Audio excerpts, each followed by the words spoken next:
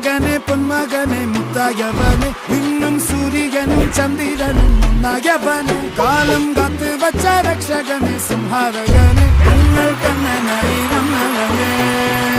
பயமே மாறிப்போ நீ அண்ணன் வந்தால் தும்பிட்டு நெல்ல இருட்டில் சிட்டி வாழும் ராஜாவுக்கு எல்லாரும் சொல்ல இவனை தொழுவானாயமும் ஜனத்திறக்க